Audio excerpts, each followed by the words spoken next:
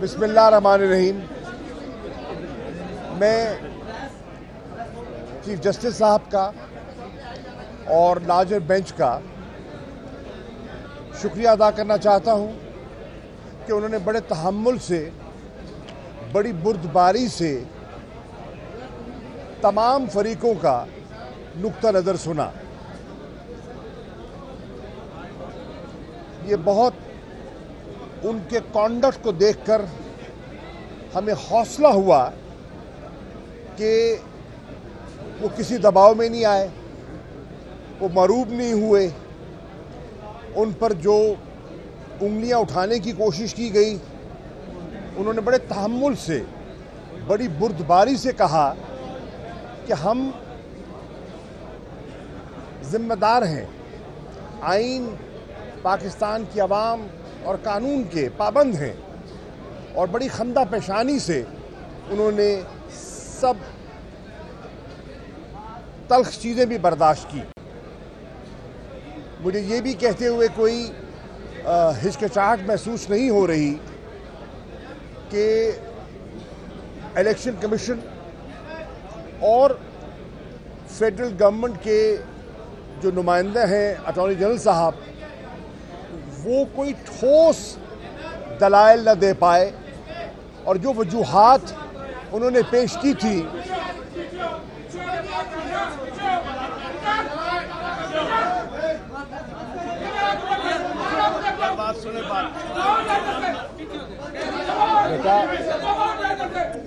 बेटा प्लीज, बेटा छोड़ो।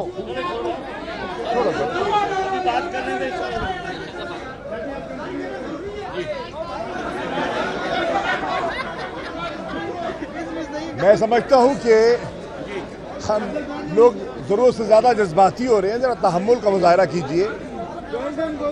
मैं समझता हूं कि वो कोई ठोस दलाइल न दे सके। जो दो उज़र उठाए गए, एक कि वसाइल दस्तयाब नहीं हैं और दूसरा जो सिक्योरिटी पर्सनल की दिक्कत का उन्होंने जिक्र किया, आज उन दोनों पर कोई ठोस जवाब ना आ सका।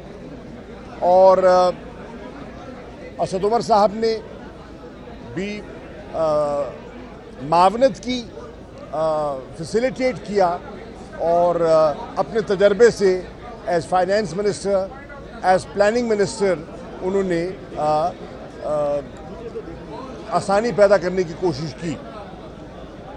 मुझे ये भी हैरत हुई आज ये देखकर कि पीडीएम की जमातों ने जो एक एलामिया जारी किया, उन्होंने उसमें पूरी कार्रवाई के बायकॉट का ऐलान किया और फिर आज उनके जो वकला हैं उसके बरक्स वक्त मांगते रहे और आर्ग्यूमेंट्स की उन्होंने भी कोशिश की।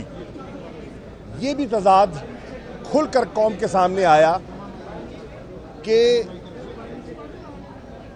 बंद कमरे में वो क्या फैसला करते हैं और ओपन कोर्ट में वो क्या मिन्नतें करते हैं। सारे आर्गुमेंट सामने आ गए और अब पूरी कौम मुंतज़िर है कि फाजिल बेंच अपना फैसला सुनाए और कौम को इस जो गोमगो की सूरत हाल है उससे आज़ाद करे। हम पाकिस्तान के लोगों पर एतमाद करें, भरोसा करें और उन्हें मौका दें कि वो अपनी राय का इजहार करें और पाकिस्तान को इस मुश्किल से बाहर निकालें। शुक्रिया। अच्छा जी, जो बात बिल्कुल वाज़े पिछले एक हफ्ते से तकरीबन जो ये सारी कार्रवाई चल रही है और जिसका जिक्र आज इख्तिताम से पहले चीफ जस्टिस साहब ने खुद भी किया, वो ये है कि हुकूमत की तरफ से ये तो केस रखा ही नहीं गया कि आईनी तौर पर क्या उज़र है, क्या वजूहात हैं जिसकी बुनियाद के ऊपर इलेक्शन वक्त पर नहीं कराया जा सकता। तमाम तर जो कोशिश रही है वो ये कोशिश रही है कि किस तरीके से अदालत के अंदर कोई दरार डाली जाए इबहम पैदा किया जाए, जो जज साहिबान हैं उनके बारे में लोगों के दिमाग में कोई इबहम पैदा किया जाए, जो तरीक़ेकार अपनाया जा रहा है उसके बारे में कोई इबहम किया जाए, तो एक दफ़ा मैं फिर दोहरा दूं कि इन्होंने क्या एतराज़ात उठाए हैं और उन एतराज़ात की हकीकत क्या है।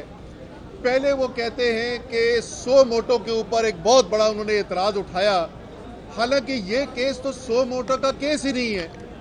इस केस के अंदर तो मुद्दई जो है वो speaker Punjab assembly, speaker Khyber Pakhtunkhwa assembly और सेक्रेटरी जनरल पाकिस्तान तहरीके इंसाफ यानी हम मुद्दई हैं, हमने पिटीशन फाइल कराई है। ये तो सो मोटो का केस ही नहीं है। दूसरा, उन्होंने ये सवाल उठाने की कोशिश की कि जनाब कि क्योंकि मामला जो है वो इतनी अहम नौइयत का है तो इसलिए ये ज़रूरी है कि फुल कोर्ट इसके अंदर बैठे और वो फैसला करे। तो याद दहानी कराई गई थी पहले भी, मैं दोबारा उसको दोहरा दूं, रमज़ान का ही महीना था पिछले साल और हुकूमत के रहने या न रहने का सवाल था, इमरान खान के वज़ीर आज़म रहने या न रहने का सवाल था, स्पीकर कौमी असम्बली की रूलिंग के ऊपर सवाल था, पाकिस्तान के जमहूरी मुस्तकबिल का सवाल था और सिर्फ 5 रुकनी बेंच बैठा था जिसने वो फैसला किया और कोई मुतालबा नहीं आया कि ये फुल कोर्ट बनाया जाए, बल्कि शहबाज शरीफ साहब ने भी, पीपल्स पार्टी ने भी, मरियम नवाज साहिबा ने भी, सब ने आला अदलिया का शुक्रिया अदा किया। तो नजर आ रहा है सामने लिखा हुआ है जुल्म मिटने के लिए 2 चीजों से मिटेगा भाई। एक, अदल की कुर्सी पे जो लोग बैठते हैं ना वो अदल के हिसाब से फैसले करने लगे। दूसरा, कौम निकल खड़ी उस जुल्म के खिलाफ, तो जुल्म खत्म हो जाएगा। या इन दोनों में से कोई एक चीज हो जाए या दोनों हो जाए। अगर 420 का मुकदमा था उस वक्त अदलिया में जो लोग बैठे हुए केस देख रहे थे वो पूछते ना यार चीट हुआ कौन है, जब उनको दिखता कोई चीट नहीं हुआ केस खत्म कर देते। तो जालिम जुल्म कर ही नहीं पाता। 9 जजेस ने नोट बिफोर किया मेरे केस को यार, 1.5 साल चला। शख्सी जमानत का केस, सेम केस इस्लामाबाद में कर दिया। एक ही इल्जाम पे 2 केस हो नहीं सकते भाई। मतलब 60 दिन का वक्त होता है, 102 दिन के बाद मैं जीत गया, केस बरी हो गया, 102 दिन के बाद अपील फाइल की, एक्सेप्ट कर ली। नहीं करते ना एक्सेप्ट, खत्म हो जाता ना जुल्म यार। भरी अदालत में मुझे बरी कर दिया, फिर पता नहीं क्या हुआ 2.5 घंटे बाद का नोट बिफोर, मैं नहीं सुनता ये केस। खड़े रहते अपने फैसले पे, मिट जाता जुल्म। अल्लाह ताला ने बिठाया इन कुर्सियों पे इनको यार, ये अल्लाह ताला की तरफ से फैसले करने हैं। तो या तो ये फैसले आएंगे, जुल्म मिट जाएगा, या कौम खड़ी हो जाएगी जुल्म के खिलाफ। सुप्रीम कोर्ट के मंसूर अली शाह साहब जस्टिस एक ऑर्डर पास किया उनकी बेंच, और उस ऑर्डर के अंदर उन्होंने बड़ा क्लियर बता दिया कि जी बरियत की जो दरखास्तें हैं वो कब कब लगेंगी।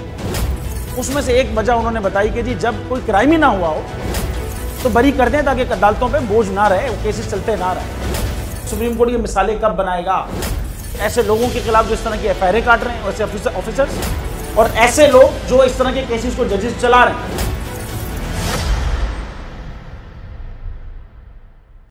रहमत का महीना आ गया है, बख्शिश का सफीना आ गया, होगी मुलाकात उलमाए दीन से, जो देंगे इत्तेहादे बैनुल मसालिकीन का दर्स, जिक्र होगा अंबियाए कराम का। रमजान की स्पेशल ट्रांसमिशन रमजान में।